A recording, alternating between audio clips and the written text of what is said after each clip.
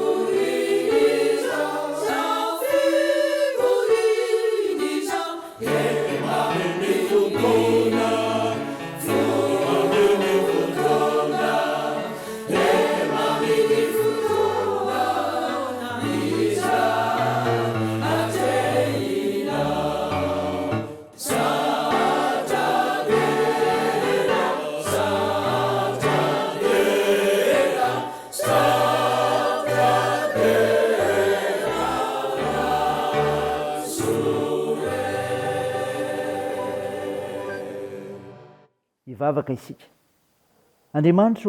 Andriamanitra mpampianatra ianao ka mitondra fahavelomana ho anay satria mahay sy mahalala ny zavatra rehetra momba anay. Midera sy mankalaza ary mivoninahitra narinao masina izay Tompo. Anefa koa mahatsiaro ny tenanay, mahatsiaro ny fahalemenay fa tsy tanteraka izahay manoloana ny fahamasinanao. Koa manatonao mpanetreteny izay Tompo, mamindrafo aminay ary mamela ny elikay no niavitra nentin'i Jesosy Kristy iray teo amin'ny hazo fijaliana. Tompo, hamakisehan'ny mofinainy izahay dia taria amin'ny fananao masina mba mantarana ny sitraponao. Aoka hitombo ny finoanainao ilay masina ary hanetry tena mandrakarivo izahay. Anaran'i Jesosy Kristy Tomponay, novanay izany mivavaka izany. Amen. Ny ofinainao antsika amin'ny teny ity ry havana malala dia hitanao ny filazantsara nosoratan'i Marka. Marka 5 ny 1:7-30 ka hatramin'ny 7:30 mivaky toy izao aminaran'i Jesosy. Ary tonga tao Kapernaoma izy, ary rehefa mby tao an-trano Jesosy dia nanontany ny mpianany hoe inona ny adinareo hevitra teny an-dalana? Fa sy nateny izy satria efa nady hevitra teny an-dalana izy ny amin'izay lehibe indrindra. Ary rehefa tafaperaka Jesosy dia niantso ny 12 lahy izy ka nanao taminy hoe raha misy teo voalohany dia atao farany amin'izy rehetra sy ho mpanompon'izy rehetra izy. Ary nandray zaza izy ka nametraka azy teo afovoany. Ary raha notrotroina ilay zaza dia hoy izy tamin'ny mpianany, nazovo mandray zaza iray tahaka itony amin'ny anarako dia mandray ahy. Ary nazovo ny mandray ahy dia tsy mandray ahy fa izay naniraka azy. Amen. Ray masino, manamasinanay amin'ny fahamarinana, ny teninao ny fahamarinana. Amen. Ravina malala, manonona ny fiadanan'ny Tompo aminao mandrakariva. Azonao mandray izany satria omeny Jesosy Kristy izay mino azy zany, izay manompo azy zany. Mofinainao antsika anio ny vakina tamintsika teo. Marka 5:7-30 ilazany Marka ny afampianaran'i Jesosy ny mpianatra ho amin'ny fanetretena. Ka inona no zavatra ambara lehibe amin'izany? Mahalala ny ao am-po. Mahalala ny ao am-po. Miara-dia Jesosy Kristy sy ny mpianatra. Niavaka ny toe-javatra nitranga teny an-dalana. Nizotra ho an'ny Kapernaoma, anatanteraka ny asa fanomponana an'Andriamanitra azy i Jesosy Kristy.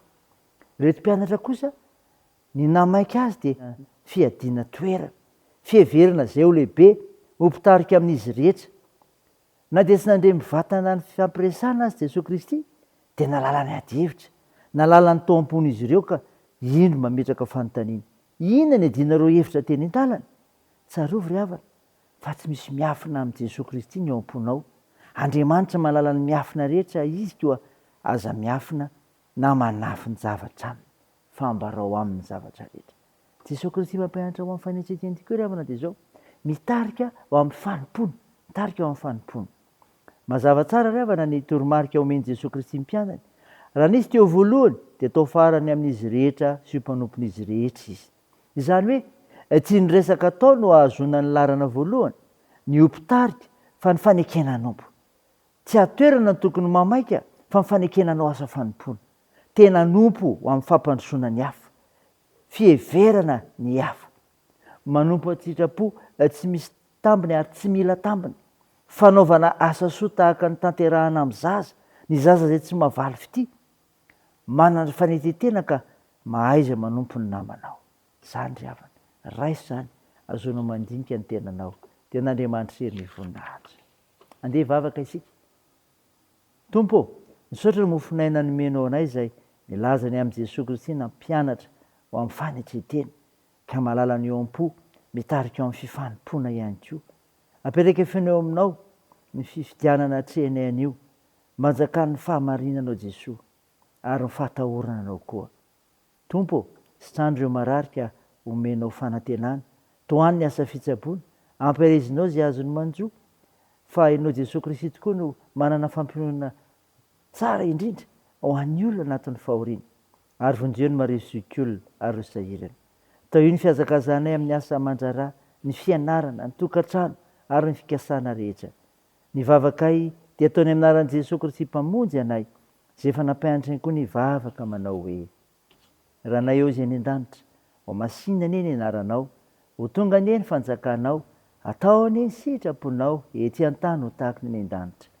Mehony an'io izay anona sahaza ao anay, ary mamela ny elikay tahaka ny namelanay izay meloka taminay. ary aza mitondra anay amin'ny fakam-panahy fa manafanay amin'ny ratsy fanao ny fanjakana sy ny hery ary ny voninahitra marak'izay amen.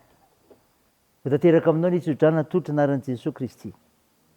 Aza matahotra ianao fa momba anao aho ary aza mierikerika foana fa izao n'Andriamanitra aho mampahery anao sady mamonjy anao eny mitantanao ny tanakavana amin'ny fahamarinako aho amen.